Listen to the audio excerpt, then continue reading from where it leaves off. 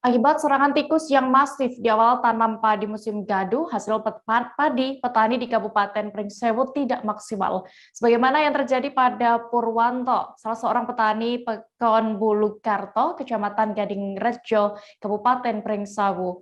Purwanto menceritakan bila panen padi gadu kali ini berbeda dengan tahun-tahun sebelumnya. Selengkapnya akan disampaikan rekan jurnalis Tribun Lampung, Didik Budiawan, yang kini sudah terhubung bersama kami. Halo rekan Didik. Halo Dea. Rekan Didi, bisa Anda gambarkan bagaimana kondisi panen padi di Kabupaten Pringsewu sejauh pantauan di lapangan Anda? Oke, terima kasih ya.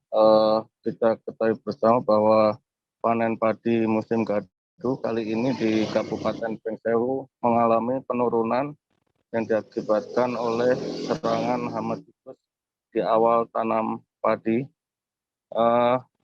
Penurunan itu terlihat dari jumlah panen yang tadinya maksimal menjadi berkurang hingga 50%, seperti yang dialami petani Purwanto, di mana Purwanto ini menanam padi di lahan kurang lebih 1/8 hektar yang biasanya panen sebanyak 8 kintal, kali ini diperkirakan hanya sampai 4 kintal ya.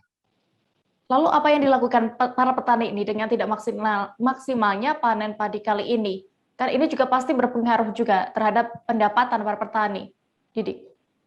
Oke Dea, para petani di Pringsewu menyatakan bahwa dengan kondisi tersebut masih bersyukur karena dengan panen kali ini setidaknya modal dalam menanam padi tersebut kembali dan masih terdapat untung sedikit.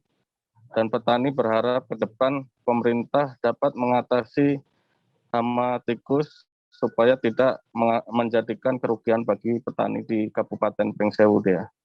Lalu terkait hama tikus, apakah sebelumnya pernah dilakukan upaya-upaya penanggulangan?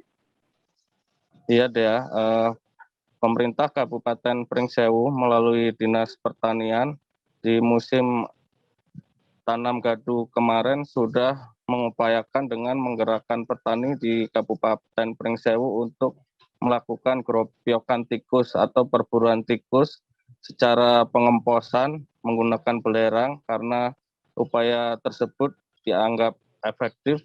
Tapi karena jumlah atau populasi tikus ini sangat luar biasa banyak, sehingga sifat gerobokan tersebut hanya mengurangi serangan hama tikus.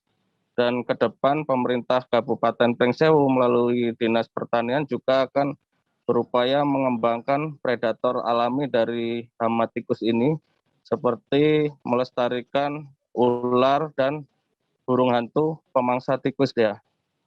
Baik, Tribuners, tadi rekan Didik juga sudah berhasil mewawancarai salah seorang petani, Purwanto, dan juga Kabid Tanaman Pangan dan Hortikultur Dinas Pertanian Pringsewu, Dwianto Sulistiono. Berikut keterangan lengkapnya. Ngelihat padi yang seperti ini, kalau menurut Mas gimana? Nah, ya disyukurin aja lah ya, dibanding dari tahun-tahun kemarin, ya bagusan kemarin ya. Soalnya ini tikus menyerang dari awal. Ya dari musim tanam udah parah ya. Serangannya ya. Iya.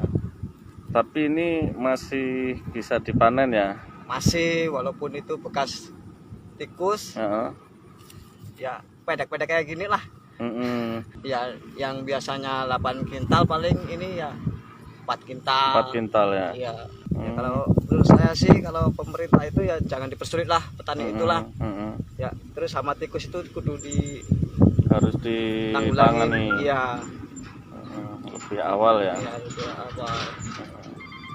Saya ceritakan latar belakang Mas ya. Artinya dari awal musim tanam gadu kemarin tanggal 12 April sudah kita buat edaran kepada camat untuk sampai kepada Pekon dan kepada masyarakat tani seluruh kecamatan Kabupaten Pringsewu itu agar mewaspadai serangan tikus, terutama karena diperkirakan populasinya akan meningkat seperti kejadian yang musim rendeng tahun ini 2021.